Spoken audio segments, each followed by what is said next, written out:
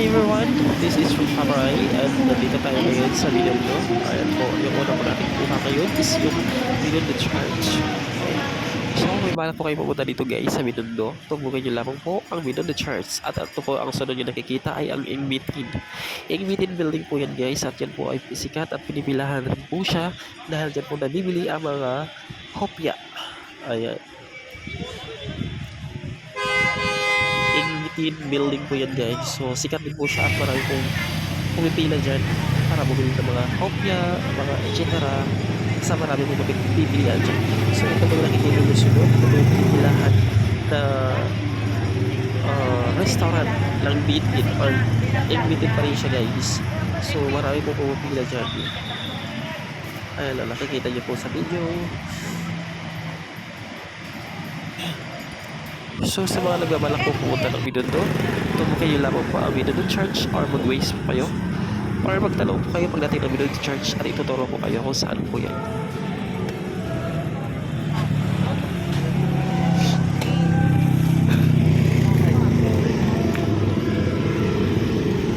So ayan na guys, so dito tayo sa video yun. So bumalik nga pala ako dito sa harap ng Binondo Church. Ayan, Binondo Church at papatawid pa ako dyan sa Ongpin, papunta ko guys. Yan po yung estilo ng Binondo Church guys.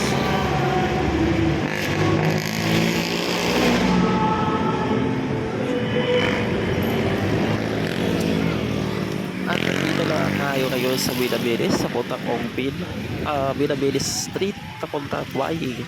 So makikita nyo rin po dyan guys yung mga nagtitinda lang siupaw. Masasarap na siupaw po yan guys at sikat din po sila dahil pinipilahan rin po sila dyan. So sa left side po yung siupaw at dito naman sa right side yung wine restaurant. Kung nakikita nyo po marami po pila doon. At ito na rin naman po yung kabilang restaurant na sikat din, yung Chinese restaurant din siya. So sa mga nagbabalak po pumunta, punta na po kayo dito at hanapin nyo po ang mga restaurant na ito. So nandito po tayo ngayon sa likod. Shortcut po ang dinaanan ko para mas mabilis ako makapunta talaga or makaikot dito sa Binondo. Ayan, naglalakad po tayo at itinaas ko na po ang aking cellphone yan guys. Ayan, So we're here guys in Binondo. Pogo page pa. Ayan, so tinor ko lang kayo kung ano yung mga pagkain na pwede yung pasyalan dito guys. So I hope na Sa mga nakatulong sa inyo. nagbabalak no, pumunta kayo dito araw ng Sunday or Saturday or Sunday yan guys. Ikot-ikot kayo dito sa Binondo, marami kayong madi-discover na kainan. So dito tanta kayo ngayon sa may harap ng building na yon. At dito ako sa may ilog banda. Ayan, ilog po yan dyan. So makikita nyo rin po dito yung Salazar Bakery guys. Yung sikat na bakery dito sa Ongpin ay ang Salazar. Dahil dinadayo rin po siya ng mga artista. Nakikita ko po dyan si Randy Santiago at iba pa po mga artista na pumupunta at dumadayo dyan dahil siguro masarap din po yung mga hopya dyan sa Salazar Bakery. So dito tayo ngayon sa mga nagtitinda ng gulay. So by the way guys, madadaan rin po natin dyan yung isa pang gumagawa ng siupaw. Ayan. Meron din po dyan Chinese restaurant. Ayan, Lingnam ang pangalan. So sa mga mahilig mag-noodles dyan, no? Lingnam po ang puntahan nyo guys. Pero by the way guys, sa Huaying, like marami rin po sila pagkain na puro halos noodles. Ayan na. Papunta po ako dito sa Quiapo. Pero pagpunta ko ng Quiapo Church, sobrang daming tao at siksikan. So hindi na po ako mag-video that time guys. Kasi sobrang siksikan talaga at ayaw ko naman magsiksikan pa dahil nakakahilo. Sobrang init pa. Ayan. So si ate girl, yan po yung nasa likuran ko kanina na pinauna ko siya. So by the way guys, ito ay yung harapan ng post office, Manila post office na nasunog. Ayan. So yung likurang bahagi yan guys, malapit siyang matapos i-renovate.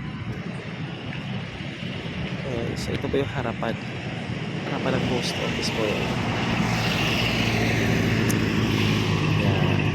So yun sa harap kanina, may nag-away dyan, may nagsuntukan or nagsaksakan, nagsuntukan.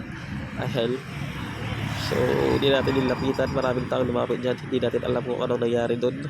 So, hindi na po ako Lucky Martis. At hindi ko na po re-report kung ano po nangyari dyan. So, ayan, picture po ako dyan, guys. Sobrang ganda po talaga dito, guys, oh.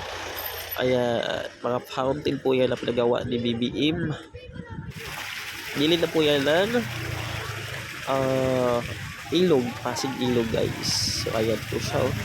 Super ganda, guys. So, sa mga nagbabalak po, no, pumunta na kayo dito. Ako ba siya na kayo dito sa Binondo ko. Ayan. So, sa gabi lang talaga siya, guys. Maganda yung view. Ayan, oh. Pwede kayo mag-picture or anything na gusto nyo. Ayan. Mag-vlog, mag-video for Instagram, for Facebook page, for YouTube. Ayan. So, yan po yung Tulay Jones Bridge yan, guys. Ayan.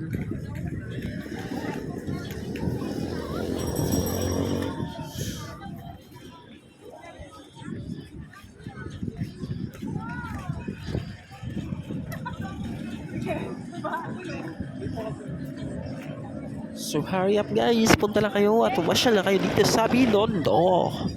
Ayan. Sa patapos na po ang ating video. Hanggang sa muli. Huwag po kalimutang mag-subscribe, mag-like, at pinutin ang notification bell.